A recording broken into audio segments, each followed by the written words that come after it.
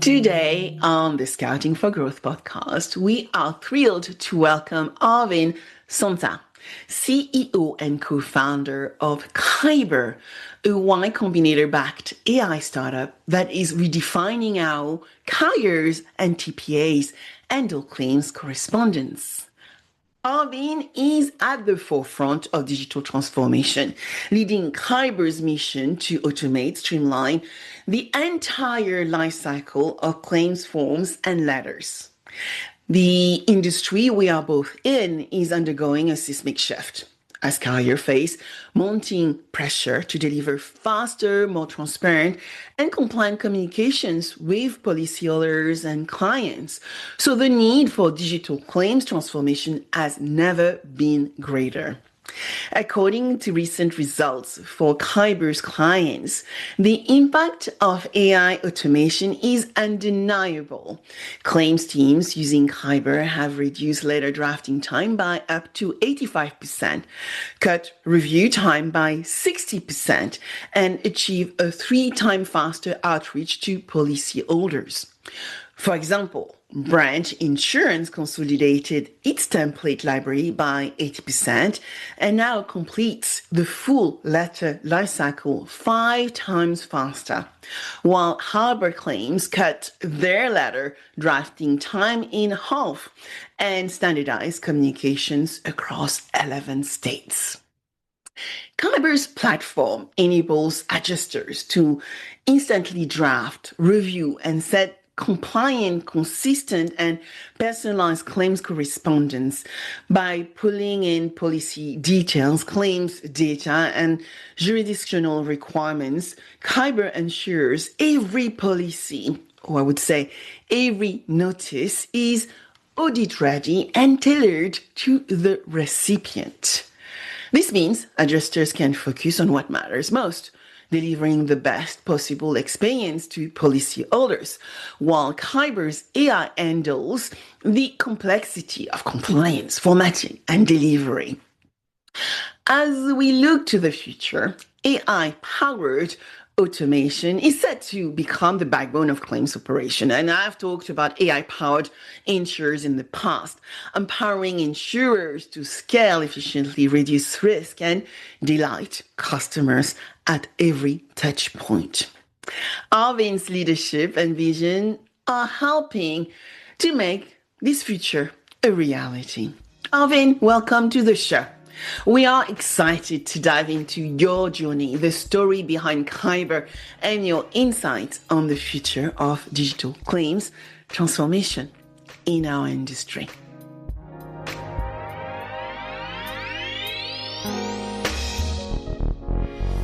Hi, Arvind. Thank you so much for joining me on Scouting for Growth. Thank you so much for having me. Super excited to, walk through this today. So, yeah. Well, welcome. And, the first question I think everyone coming onto the podcast has to answer, but also for our listeners is, before, going to deep dive, who are you? What is your personal journey, your personal story? What inspired you to become an entrepreneur, Arvind? And what led you to transform our industry?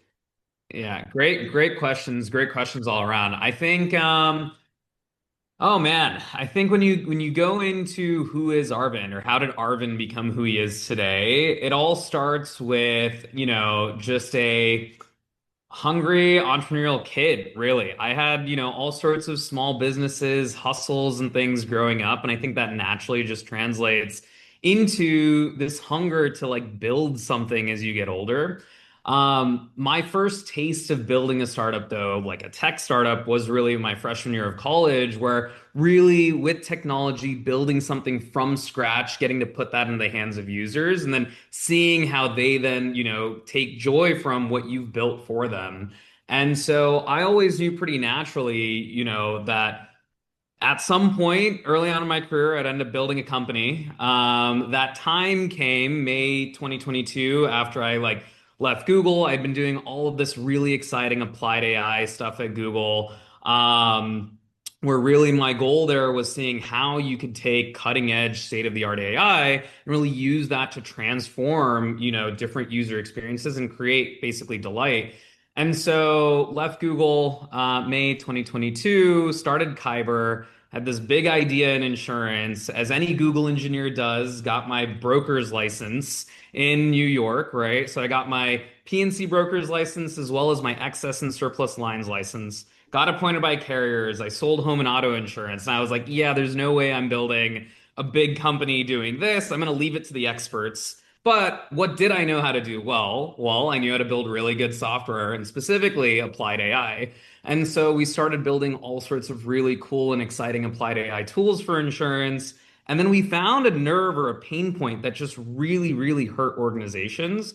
And we said, wow, well, can we build a great business here? And that's really where kind of today, the version of Kyber that exists today is really from that pain point, listening closely to our customers and taking our own skill set and saying, yes, we can solve this problem.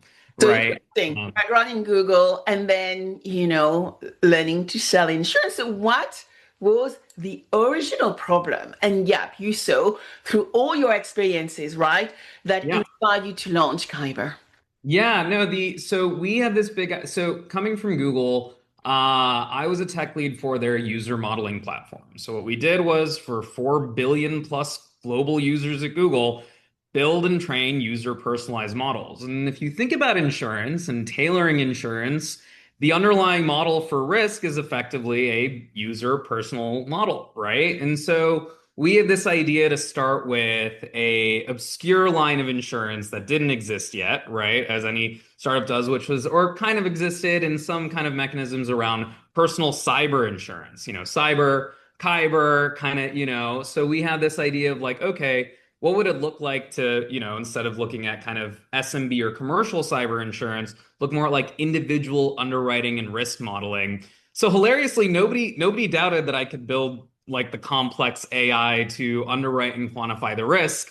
The thing that they needed to figure out was, well, Arvind, can you sell insurance, right? And so, hence why the broker's license. I mean, I think it's a kind of funny, but actually so relevant, right? Because today, when you start looking at what you can do with generative AI, and I was fortunate to spend some time with Ali K. Miller recently on their AI First conference and academy. I learned to build scientific profiling, for instance, right? And what you are talking about is really understanding potentially profiles we don't know yet, but use the data to actually get to understand what are the needs of the customer and start shaping product and services around that. So Exactly. how did that happen? How did your early conversation with insurance carriers, I assume, to start building your platform happen? And what was the insight you gained from those conversations? Yeah, great questions. I think so. We ended up making that shift from instead of trying to build an insurance product, right? We said, okay, let's actually start building AI for insurance instead. And so, really, I think where we got lucky, I mean,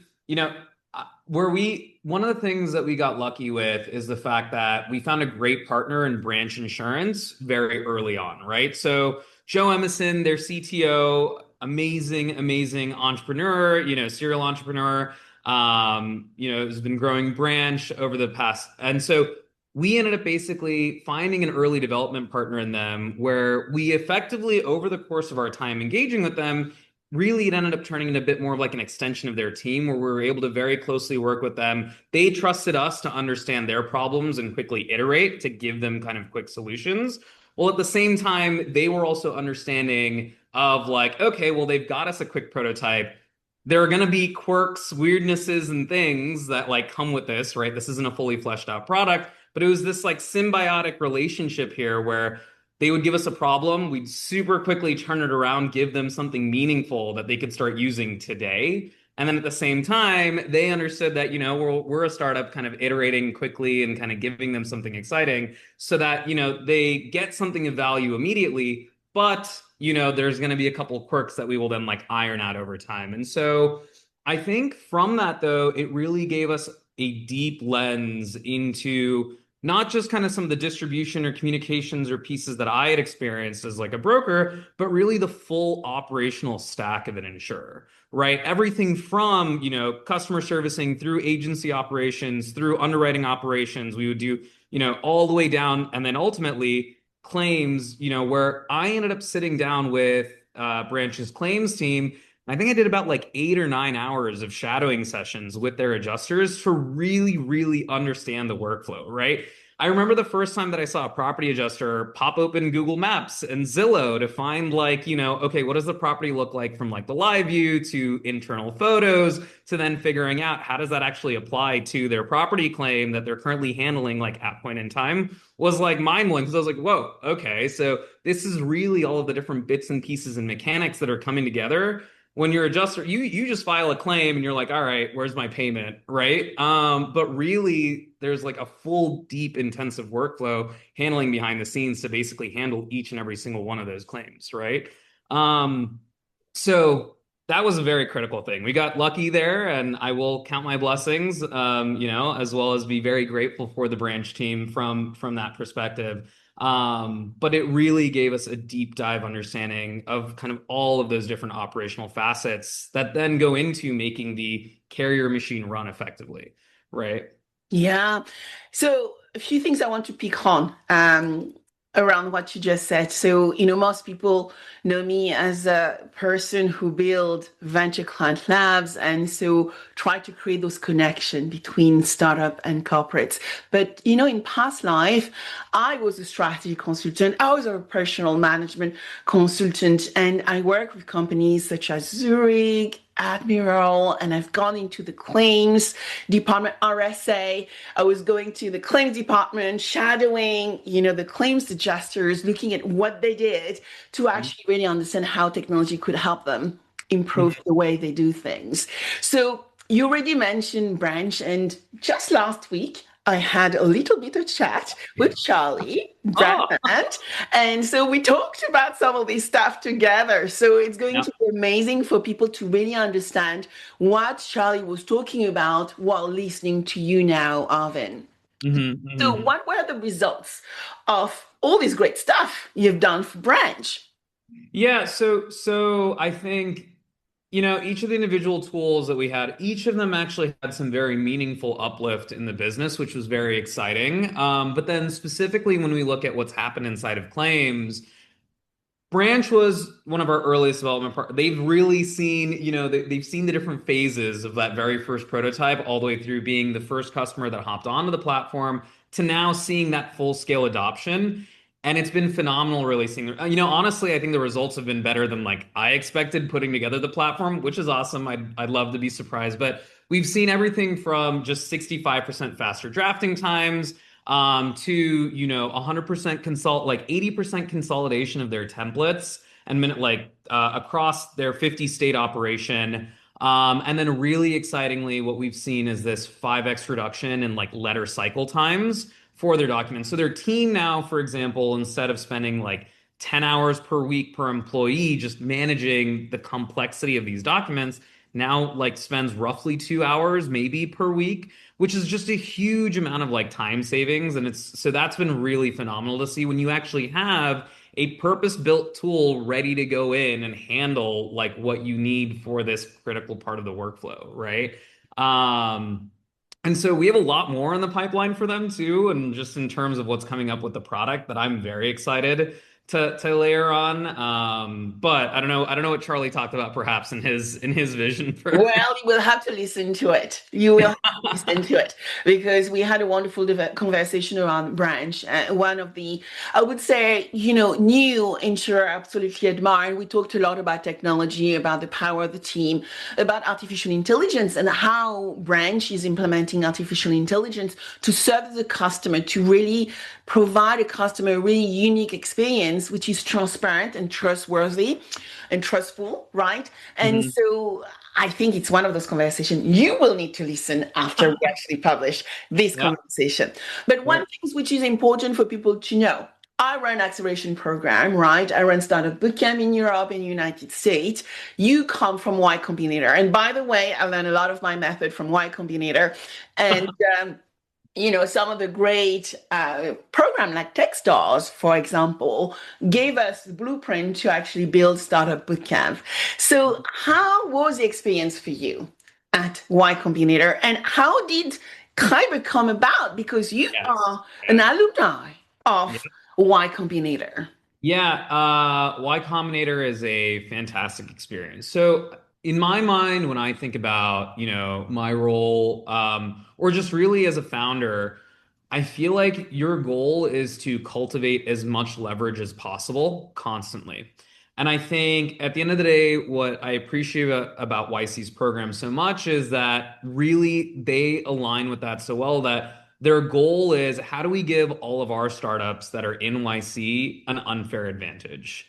Every single part of the program, every single perk, benefit, and thing that they do is really geared around how do we give our startups, YC startups, this unfair advantage. And so absolutely I feel the benefits from there, not only from, some of the basics in terms of around like social proof, trust signaling and validation and kind of so on, but also just in terms of the community, the network. Like I always love to go back for like the alumni reunions. I have both of my group partners that like we were close to during the batch. I have their phone numbers. I text them for advice, and they have given me some phenomenal advice that has helped to change and shape the trajectory of like our business. And so, yeah, I highly recommend Weiss. And like for anybody even considering, debating applying or not, I highly recommend it because best case you get in and then you can decide. Worst case, there's always kind of the next batch or so on, or other great accelerator programs like Techstars and so on to kind of help build that community of people who understand all of those struggles and things that you're going through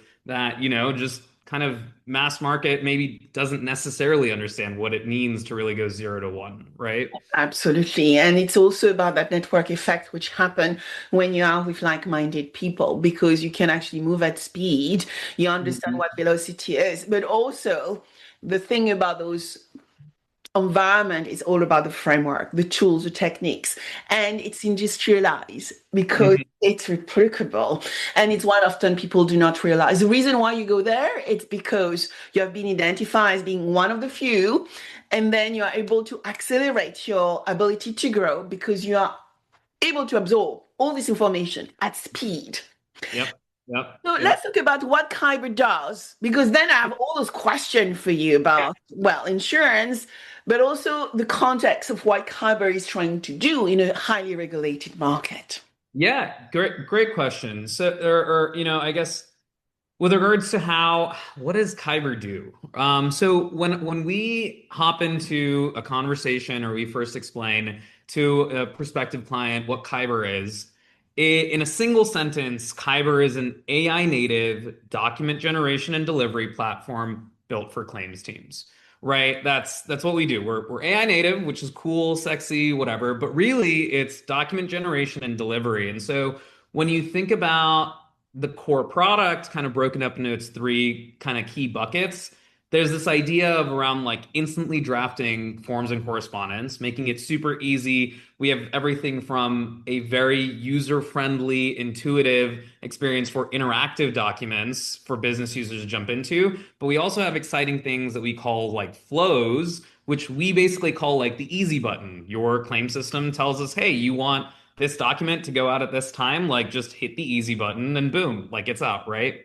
You then, in the middle bucket of the product, have this governance stack. So this is the full review, approval, bypass, auditability, compliance. We're really keeping track of every single state change of that document, all of the inheritance, and basically like which template, which language, which statutory clauses got incorporated, what changes occurred, who made those changes, and having that full attribution, as well as the actual approval process, right? That goes along with that. And then in that first sentence, right, we also fulfill those documents. So you have the full orchestration as kind of that third bucket. So, hey, when a document's finalized, I don't need an adjuster to remember the 8 steps that program management wanted them to take when they finished a document for compliance. Instead, we configure that as an orchestration workflow. They just hit send, and now Kyber has synced the document to the right places, sent it out via the right channels, written the correct compliance notes along with like okay, well, this is the letter. It was sent to this individual at either this address or this email address. When it was sent, who it was even sent by. For example, Sabine, like I could assign you as my manager. You could actually approve it and then send it out. You don't need to pull me back into the document to kind of get these things through. And so it's all of these little things across those three buckets that then lead to those amazing outcomes that Branch has seen with regards to that like 5x decrease in letter cycle time, right? But that's in a nutshell what Kyber does. I think I wanted 5x decrease in, I just said like, just you know, yeah, number. yeah, one thing, and this is a super underrated fact of this, but so take one of these documents. Let's take like a complex like coverage decision letter. If I'm an adjuster and it's going to take me like an hour to put this document together, I have to figure out like an hour and a half space in my calendar to go sit down and put this document together. So, but life is hectic. Like you have meetings, you got to figure out this other coverage decision, like whatever. So that hour and a half block keeps getting punted kind of down the week, potentially into next week. And the same thing happens for your manager, right? When they need to go and review it and they have like a queue of like 5 documents or whatever to review. When you make it like super easy, so you take it from an hour process to 30 seconds to get a really high quality letter and a one-click process to approve, well, I can slip that into any part of my calendar, right? It's like, oh, I'm reviewing my email this morning. Okay, let me just go pop this open. Boom, boom, boom, 5 minutes, it's done. And that's like a really underrated part of the process, which is it's not just about squeezing the individual tasks down. It's about making it so that it's also easy to slot in earlier into the process, throughout the week here. So, anyways, To visualize, I'm thinking actually, Arvin, to visualize. When you start, it's like, okay, it's DocuSign, and then it's like my Google, and then it's my Calendly mixed together, right? It's like a mixture of different apps I use every day, but you have built this for the claims adjuster, a streamlined process, which allow them to be super productive and probably focus on the more complex activity which are there. I want to go back into the compliance things because this is a question I get a lot. In Europe, for example, Arvin, we have 17 new regulations which have come out over the past few months. And I think the compliance team are overwhelmed with the level of compliance and regulation touching every insurance companies in Europe. And I think it's probably the same as well in the United States. So how do you leave the weight for the compliance team, right? How do you ensure compliance accuracy, not just, for Branch, which is in Ohio, but across all the states and business line you are actually supporting Yep. each of those insurance companies with? Yep. Yeah. No, great questions. And so while there's a lot of features and things baked into the product, because again, we view this as one of kind of the core tenets or pillars with regards to the product, I think it's probably best to shape this in the perspective of like, okay, what are a few key features and how do those then contribute to this, right? So we already talked a little bit about like governance from the perspective of that letter history. So seeing all of those key events, being able to attribute who made what changes, when reviewers were assigned, when comments were left, ownership transfers occurred, and so on. That's one key, really big piece. And where that actually tends to come into play is then actually at the claim audit. So you have a claim file, you're going to audit it. You need to understand how did this coverage decision letter kind of come together? Okay, cool. Let me just go in. I can pop open letter history, boom, in a singular place. I have exactly what document, the life cycle of that document, when it was approved. And there's no in Kyber, like you can't send out a document until it's been approved. So you know that the finalized version was actually the finalized version instead of, oh yeah, like version 96 was approved, but we sent out 92. So wait, how do we kind of back math this, right?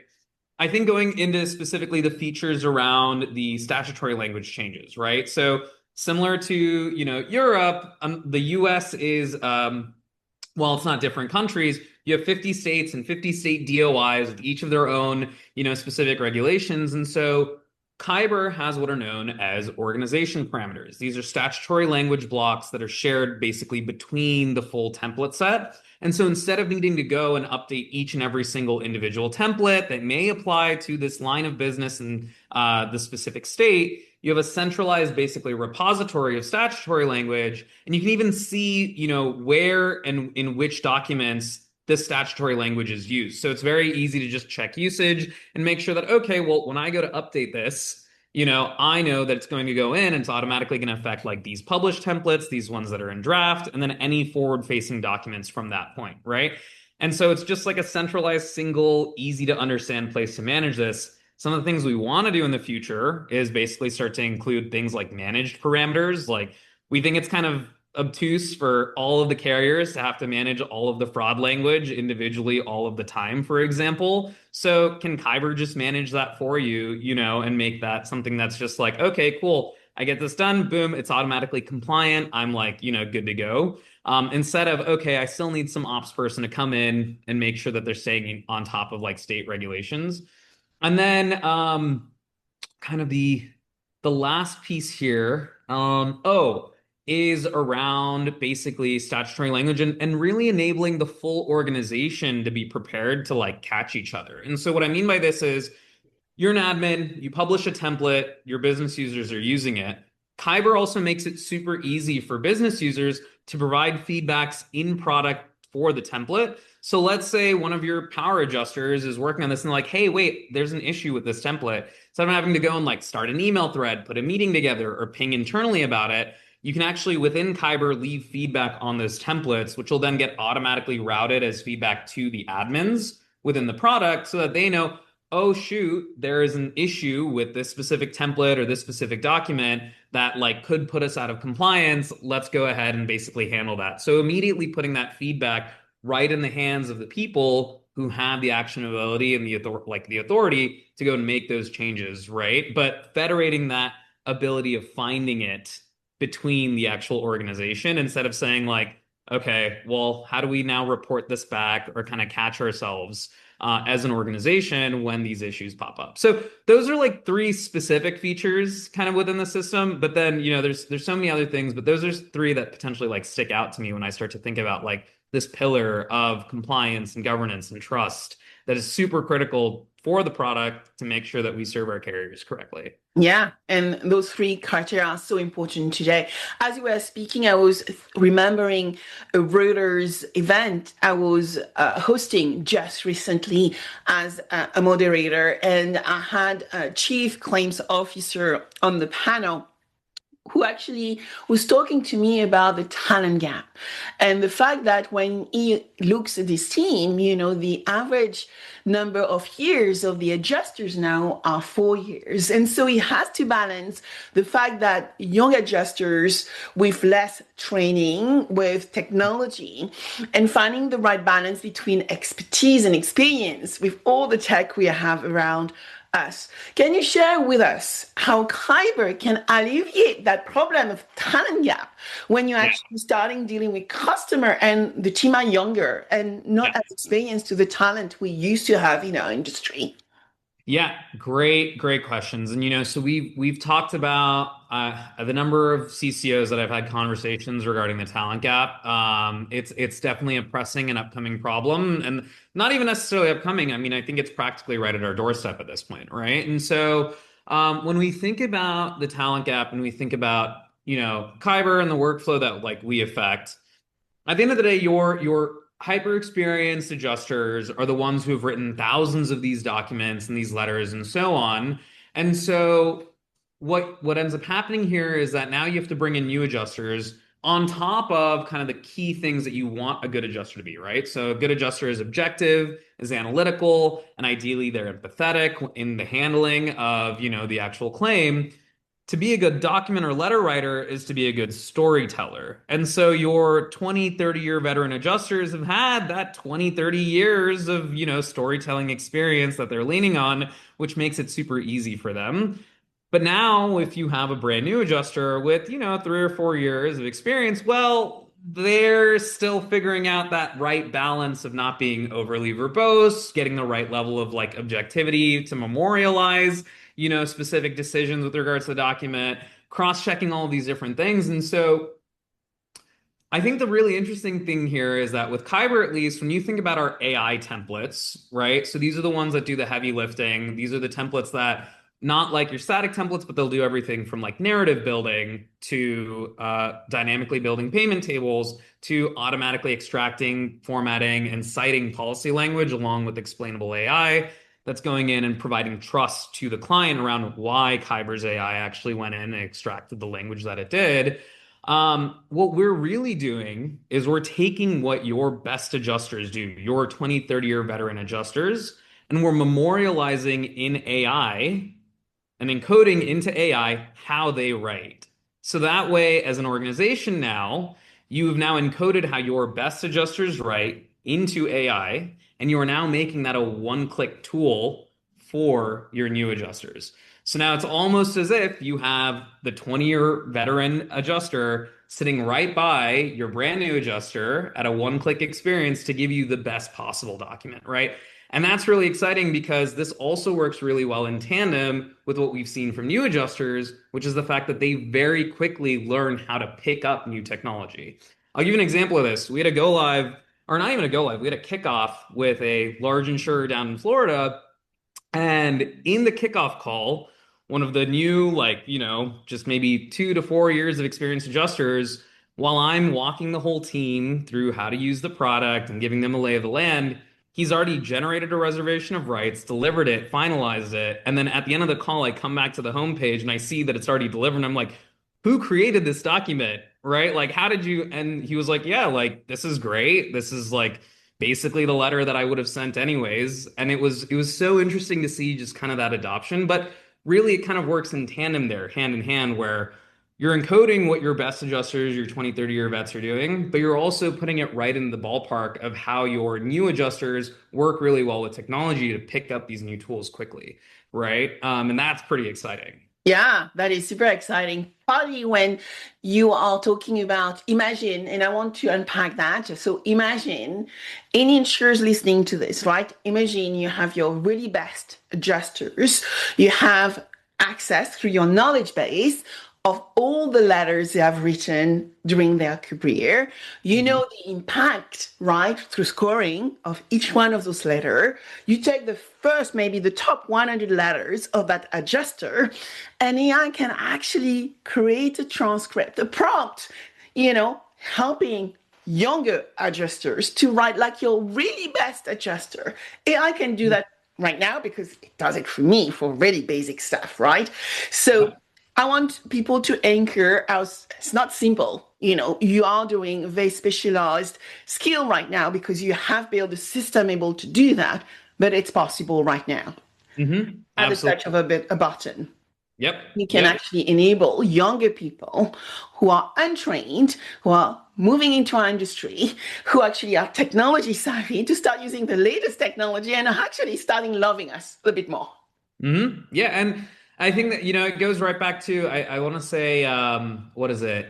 Kind of what Dave from Kingston says, which is he taught me the lean principle, right? Which is you want to make things easier, then better, then faster, and then cheaper is basically kind of the reward for doing all of that, right? And so in this case, you're just making life easier. And on top of that, you're making it better because, your new adjusters are writing just like your best adjusters at the click of a button. And then because of that, everything gets faster. And then because of that, now you get, everything to be cheaper, right? Or it gets cheaper as well because of that workflow, because of that speed up and kind of so on. And so when I think about it, I think it's really exciting to basically see how it also plays well into new adjusters and basically, new talents, skill sets as well of picking up technology very quickly, right? And so, yeah, it's been very fun and exciting to see from that side. Yeah, it's all about value creation. There's one part with technology and artificial intelligence about efficiency. People talk a lot about efficiency and cost reduction, but at the end of the day, using good AI is about value creation for the customer, it's value creation for the employees, and at the end of the day, it's probably about through referral and testimonial driving the top line value. So, I mean, we talked about the fact we have a talent gap, but I would like to talk about collaboration, right? How do you see, give us a scenario again where you mentioned the manager and you mentioned the younger person, how a team collaborate leveraging Kyber? How do they become effective as a team? One thing Ali K. Miller was saying last week is it's all about leveraging AI as your teammate. Mhm. Explain to us what teammate means for Kyber. Yeah, great question. I think so. We already talked about, okay, let's bring your experience adjuster, let's encode how your organization writes these critical documents at their best and bring that and code that in AI as if it was sitting side by side with all of your adjusters moving forward, right? So one that enables this higher level of consistency because you have a system that is now repeatable in terms of its controls for creating these critical statutory regulatory required documents, right? Now, at the end of the day, though, especially when it comes down to coverage decisions, like we need to have eyes, we need to have approvals, and have the right checks, right? And so the adjuster goes in, they create the document, they have Kyber by their side doing a lot of that heavy lifting. Kyber then enables, through our governance stack, that real-time collaboration. And so I assign you, Sabine, as my manager for the review, right? You can jump in and we can collaborate on that document in real time, right? Now that collaboration is twofold because not only are we able to now in real time jump into a document together, you can leave comments, you can say, hey, I'm going to critique this, or, hey, maybe we should modify the language here, or so on. But it's twofold because we also are keeping track of any and all changes to that document. That's going right into the letter history, right? So that we have full attribution into who made what changes, so that when it comes down to if we do need to fix something in the process, you have the ability to go back to that document that might have caused an issue and say, well, hey, where in our process is this broken? Today, that's not possible. You just have multiple different versions, chasing and really even putting together that timeline is very intensive. But with Kyber, you can very easily basically pop that open. And then on top of that now, with the review process, it's not just, okay, I can only assign it to a single person. Kyber has hierarchical reviews. So your desk adjusters maybe need to go through a specific review cycle for a specific type of document, right? So let's say it's like a denial. Your base desk adjusters have to get two approvals for it, right? While your unit leaders and managers, maybe they only need one approval, and then your admins need no approvals.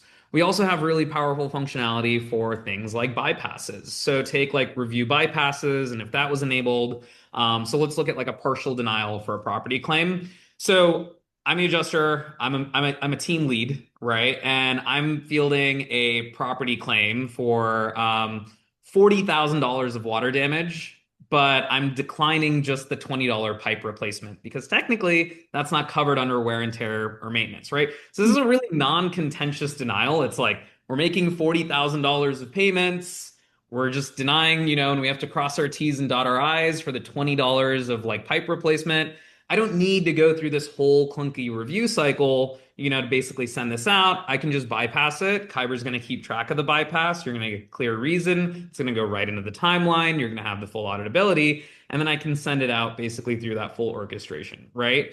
And so it's kind of that functionality on top of then you layer on things like attachments and so on for all of those other controls. But that's really critically when you think about when you think about what collaboration and how Kyber assists, but then also as like core platform features, then still assist human users within the platform to then basically, move these documents down the funnel or down the cycle as quickly as possible to get them, kind of through, out, and compliant to the strict regulatory timelines that some state DOIs definitely have, right? So Yeah, no, I hear you. And I think what I also hear is you're covering with the AI powered platform, the modes or the roles that anyone in business should actually seek when they start implementing artificial intelligence.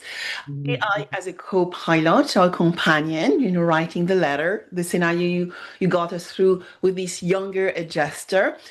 AI as a delegate, where you can actually get him to do things, but actually everybody has a transparency to see what is going on and actually push the button so that we can get approval from somebody else. And Mhm. then AI as a teammate, seeing how the team can become better by really understanding the process working together. Correct. You mentioned Kingston. Mhm. We're working with Kingston, and I know you have amazing client you're working with on your website. But what did you do with Kingston? Because I'm meeting Sarah next week. Oh, what? Oh my gosh. That's okay. So, Kingstone was so huge privilege there in terms of well, also one New York based, right? So right in our backyard in New York as well, which is so much fun. Also the legacy there, right? Kingstone, I believe, is from the 1880s, publicly listed, New York regional insurer. And really, what's been super exciting was seeing their adoption of Kyber, but not just from the perspective of, of all of the different functionalities and so on, but really the speed at which their implementation went. So when we hit the ground running, I want to say mid-December, the team, we'd already kind of shared some of our onboarding information, and then we basically effectively went live March 1st, right? So migrating kind of their full existing business in terms of how they use these documents, where they sit inside of the claim workflow, migrating in all of the actual review cycles, functionalities, and like, the additional contacts, the CCs, and everything that they needed to do, as well as we actually built them a full brand new print mailing integration with their print mail provider as well, by the way. So it wasn't just like, let's go live in 2 months and you're just using the product as is. We actually stood up a full print mailing integration on top of that to make sure that we were meeting them where their workflow is, rather than forcing them to use additional tools and things and so on that like they didn't need to use, right? Or not necessarily they didn't need to use, but would add further complexity to their transformation journey as they look to, basically expand. And it's really been phenomenal to see, what the team at Kingston has been up to. I don't know if you saw their latest financial report, but Mm. phenomenal Yeah. growth, really. And then, last year as well. And, when I had my chat with Sarah last year, I said, impressive result. And Sabine has just said, we're on the ride, Sabine. We are winning the market. And I Yeah. can see that with the team. Yeah. So strong, and I think that comes down to strong leadership, absolutely, coupled with a full team that feels agency to make decisions, right? And so that really then leads to like extremely, what is it, or just very fast timelines to get things done, right? I think Dave was telling me about some of the other kind of like claim system migrations or so on that he dealt at some of the larger carriers that he'd been at. And some of the stories are like, I guess, really war stories in that sense, were just like, wow, like this is, it's pretty crazy to see all of the different things. And I get it. I think with like the large books of business or so on, but at the same time, Kingstone's from the 1880s. Right? Like if you think about like their lineage, you think about the time, you think about how long they've been in business, you think about the potential of carryover and all of those things. So like, but they still got it done in 2 to 3 months, Yeah. right? Like, 2 to 3 months, and I think it's a very important number. I mean, we can find the excuse in the M&As and the legacy system and all those things, but you can get it done in 2 to 3 months, and what you are saying, by having the right partnership, right, Arvind? So, you have those amazing clients on your website, and so my next question is, let's just give a call to action, right? hmm, What are the quality do you see in the perfect insurer for in the Kyber? perfect, oh wow, in the perfect insurer for Kyber. Um, Great Let's question. know, the quality of what a Yeah, perfect yeah. insurer could look like. I think one of the things that we see is having a very clear metric in terms of what they're trying to move. And like with that clarity comes the ease in decision making, right? And so when I think about the organization that's best suited for Kyber, I definitely think about it as an organization that's between like the 100 to 5,000 kind of person or organizational size. That's where you're going to really start to get the benefit from kind of the governance stack, as well as like the actual, or what is it, the pieces there. Um, I then think about an organization that has like full ownership over their claims process and claims cycle. And so we know that even we have organizations and carriers that bring in IAs, especially around cat season. Some of our carriers scale up like 5x in terms of their size. And so actually, Kyber helps a lot because when you think about IAs not knowing your policy or product as well, potentially, or kind of the flex staff or so on. Um, and then when I think about the other thing, and this is a key one, this is a big one, but actually being buying decision ready within the next 3 to 6 months, I would say, really. I think there's a lot of sometimes like window shopping and kind of seeing and kind of looking that tends to happen, which ends up actually creating a bunch of different conversations that don't necessarily end up going anywhere. And the reason I pause there too is if you kind of window shop now, startups move so fast that 6 months from now, when you are in the 3 to 6 month window, so many things have changed from the product side that you anyways kind of have to redo the demo to understand the current state of capabilities, right? Like we're currently in the process of re-architecting like a whole vertical or bucket of it, right? Which is going to be awesome. Great extension with regards to like the product. But like, it's going to make more sense to kind of get that context and be buying decision ready.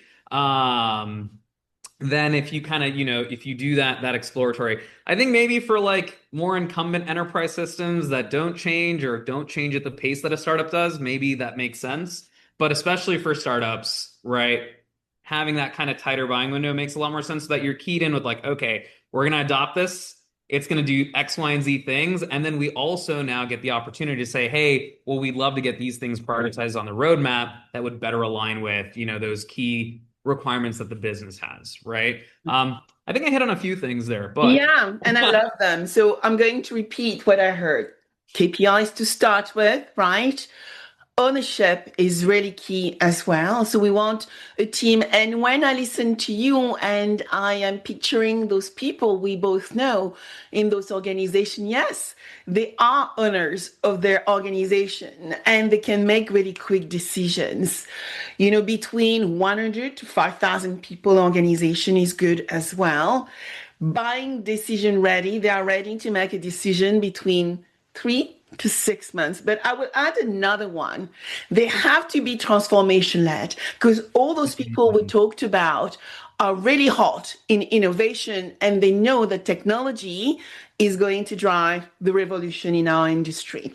And so I want to add that innovative flair and that ability to actually hunt for capabilities which are going to help them deliver on those KPIs, make their team happy, and then grow their business, I think is critical.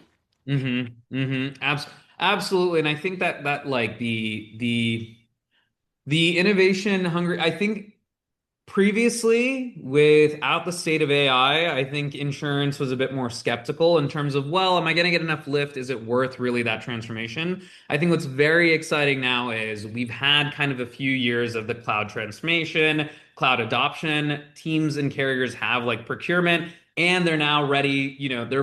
A lot of them are ready as this wave of AI comes in and they're seeing these huge lifts that are potentially available. So like, great, I placed my bet already. I'm cloud ready. I'm procurement ready. And I now have this wave of AI tooling that I could potentially bring in to make some serious lift within my business. This is a really exciting time for me, right? To actually, go in and make that ROI on the actual business, on all of those transformations that we've been going through over the past few years. So let's give some recommendation to the incumbent. I love talking about bridging the adoption gap, right? How smart tech, scale up startups start, having a voice when they start working and interacting with incumbent insurers. So what would be some of the recommendation you would want to shout out to the incumbent insurer to overcome their fear and start looking for a solution like yours? Yeah, great questions. Great questions. When I think about so I think about the core requirements in terms of when you start to see, especially how some carriers have gone about adopting or approaching the wave of AI tooling, and they start to set up like AI governance committees and so on. One of the things that would actually be like very helpful from a startup's perspective is just understanding what are your absolute kind of like go no goes kind of from the beginning, right? Like, do you require certain compliance measures? Well, let's just be upfront about that from the beginning. Like, if you need ISO 2700 and like GDPR, like, we'll talk when we have that, right? Type of thing. And so if you have those really hard requirement compliance measures, really from a startup's perspective, we either want a yes, which is the ideal scenario, right, for the right type of customer, or we also want to get to a no as quickly as possible so that we can get back to building, right? And so it's beneficial for both of us to just understand, okay, what are going to be those like MVP minimum requirements to engage? Now, once you do and you've kind of gotten past those, and now we're kind of at this matchmaking phase of like, okay, like, is this going to work or not?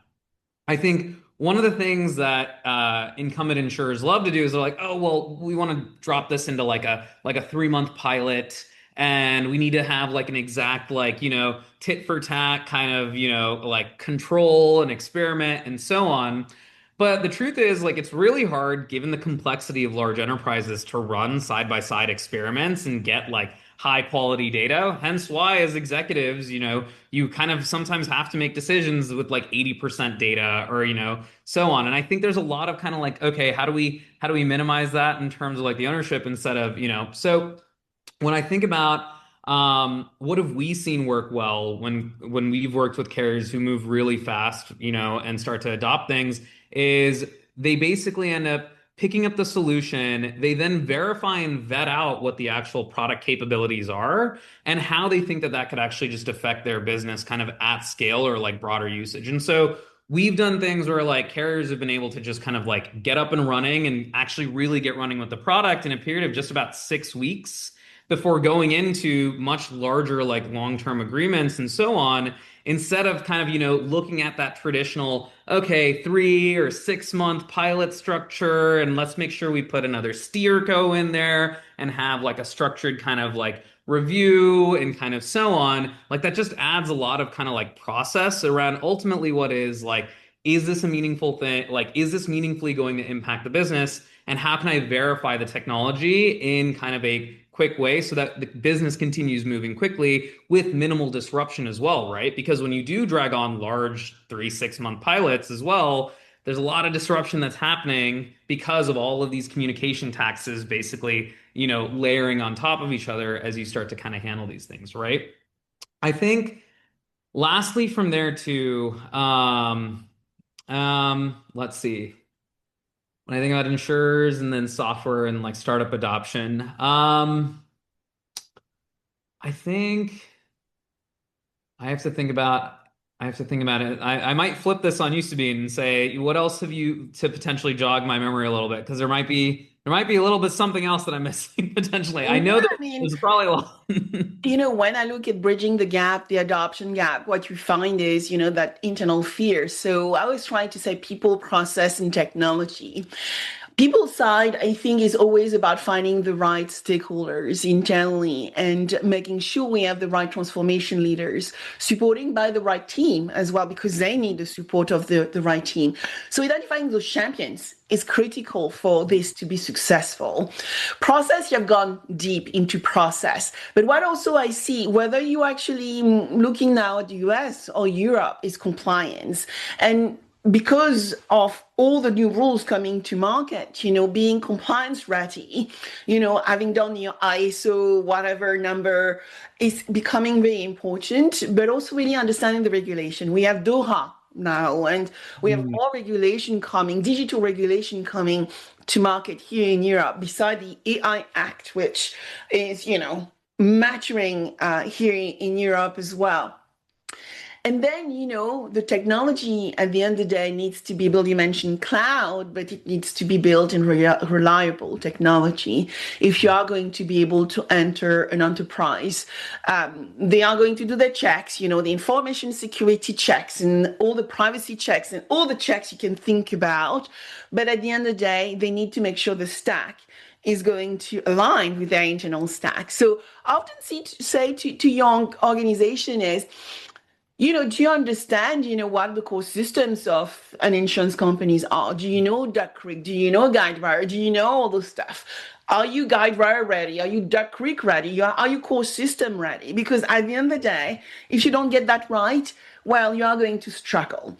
So those Mhm. are the type of things which comes to mind when you start looking at bridging that adoption gap and actually making sure that startup, scale-up, growth ventures are ready to enter the enterprise. I completely agree with the core systems piece as well. I think it's been interesting to see how many like CCOs or executives, and it makes sense, right? You're investing millions of dollars into this core system to now have to like navigate a brand new integration into that core system? Do they even understand? Are they even like, will they work with and stick with that integration for a long period of time? Those are all like additional risks that you're effectively navigating if you're trying to adopt a startup solution. I think Guidewire is in something pretty interesting here with regards to like their Vanguard program of trying to like introduce and bring in kind of new startups. I mean, we're very excited to be launching our accelerator here within, the next few, hopefully within the next few weeks, right? So, but it's been really, really phenomenal seeing kind of the interplay between Kyber's product and core system integrations as we've really leveraged that to go about making a very meaningful, basically like product experience, right? And so I completely agree with the core system piece, and again, it tracks, right? If you're a CCO, if you're a CIO or a CTO or so on for an insurer, you've invested millions of dollars into this core system, right? And yes, your startup's super exciting. It's this sharp pointed spear solving this workflow. Well, how does that workflow? How does that, spear now fit into my broader, effectively armory, right? Like, yeah. Absolutely. And actually, I know that the team will actually meet Denise for Majesco at ITC Vegas upcoming. And then who knows who we are going to meet, both of us at Connecting Claims, which is also coming very soon. Mhm. So my Mhm. last question to you, Arvin, is around senior leaders who are there, right? Looking at transforming their business and looking at platforms and solution like Kyber. What would be the best way for them to learn a little bit more about Kyber and reach out to you? Yeah, great questions. Great questions. So, one, we make it super easy on our website to find some time with us. So, there's a nice big, book a demo or just chat with us. Doesn't have to be a demo, but any conversation or so on, just an easy, quick way to get to us. Two, our website, I think, really lays out some of the early understanding with regards to the product and how we basically bring together a lot of these core features to solve this critical problem around claims forms and correspondence.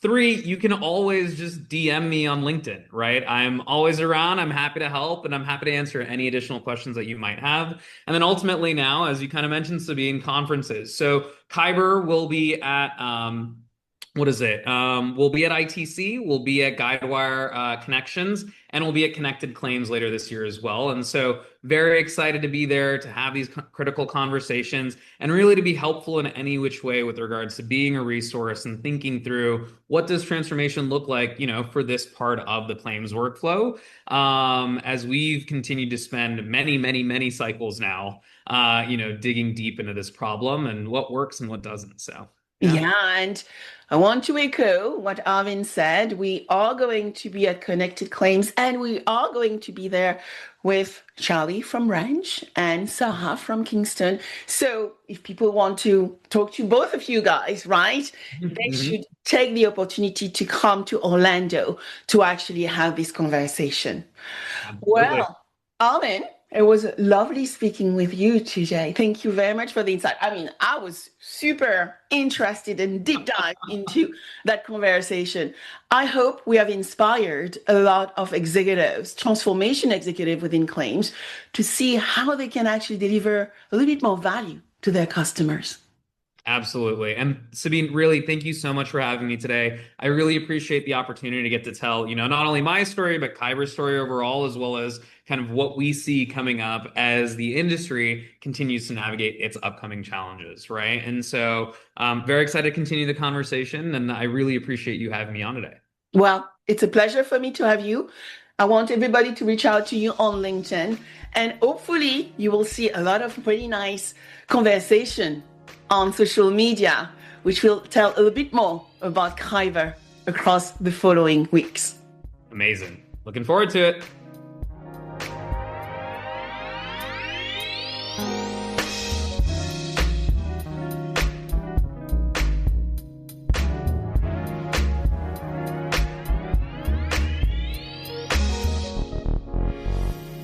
I hope you enjoyed this episode of Scouting for Growth. Please subscribe, share with friends, and leave a 5-star rating. Your rating is so valuable. I review all of them, and my team help me adapt content to meet your needs. Also, connect with me on my preferred channels. I am a B2B growth expert, so you will find me on LinkedIn, Instagram, and Threads, and X as well as Blue Sky. All information available below. Until next, keep scouting for growth.